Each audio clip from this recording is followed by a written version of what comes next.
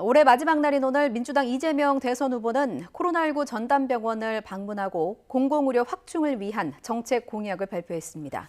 윤석열 후보는 충북 단양에서 불교계 행사에 참석한 가운데 김종인 위원장과 이준석 대표의 오찬 회동은 별다른 성과 없이 끝났습니다.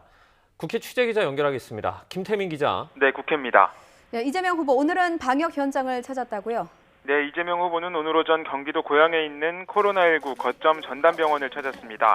최근 코로나 환자 급증으로 병상 확보가 시급한 과제가 된 상황에서 병원 전체를 코로나19 거점 전담병원으로 전환하기로 한 민간 병원을 격려차 방문한 겁니다. 이 후보는 이곳에서 의료진, 병원 관계자들과 만나 어려움을 듣고 병상 확대 방안을 논의했는데요. 이 후보의 말 들어보겠습니다. 민간 병원들이 이제 이 공익 영역에서 해야 될 일들을 대신 감당해 주기 때문에 손실을 보면 안 되고 당연히 피해 없게 복귀할 수 있도록 또 열성을 다해서 우리 환자들 돌볼 수 있도록 저희도 잘 챙겨보겠습니다. 이 후보는 또 오후에는 당사에서 코로나 대응을 위한 공공의료 확충 정책 공약도 발표했습니다. 감염병 대응을 강화하고 지역 간 의료 불평등을 해소하기 위한 대대적 재원 투입 등을 강조했습니다. 또 정책 발표가 끝난 뒤 취재진과 가진 질의응답에서는 정부의 소상공인 지원 방식에 변화가 있는 것 같다고 긍정적으로 평가하면서 피해 보상 강화를 위한 조치를 계속 요구하겠다고 강조했는데요. 추경과 관련해서는 이렇게 말했습니다. 들어보겠습니다. 포퓰리즘 공격에 좀 이렇게 위축돼가지고 25조 원 정도 하자고 이만큼 하자고 이렇게 얘기를 최소한 제가 제시했던 금액은 훨씬 넘어서는 규모로 좀 추경을 준비하는 게 좋겠다는 생각이 듭니다. 이 후보는 또 국민 정책 제안 행사에도 나섰는데요. 그동안 SNS를 통해 발표해온 소소하지만 확실한 행복을 주는 이른바 소확행 공약을 요약 소개하고 앞으로는 국민이 직접 정책 아이디어를 제안할 수 있는 새로운 플랫폼 이재명 플러스도 공개했습니다. 이 후보는 최근 지지율 여론조사에서 잇따라 윤석열 후보를 제치는 이른바 골든크로스를 이루면서 민주당 선대위도 고무된 분위기인데요. 민생과 밀접한 방역과 정책 행보로 올 한 해를 마무리할 계획입니다. 네, 윤석열 후보는 오늘 충북 단양을 방문했죠. 네, 1박 2일의 TK 순회 일정을 마친 윤석열 후보는 오늘 충북 단양에서 오전 일정을 소화했습니다. 윤 후보는 오늘 오전 대한불교 천태종의 본산인 구인사를 방문해 법회에 참석했는데요.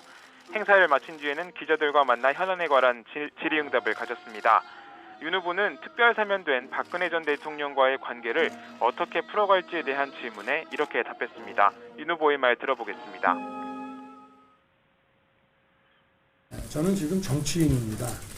그리고 제가 공직자 신분으로서 또 법 집행을 한 부분과 정치인으로서 국가를 위해서 다 크게 기여하신 분들에 대한 그 평가 그리고 국민의 통합 이런 것들을 저는 지금 생각해야 되는 입장이고 또 최근 선대위 쇄신을 둘러싼 내용을 두고 이를 갈등으로 보지 않는다며 각자의 역할에 충실하면 시너지를 낼 수 있을 것이라고 말했습니다.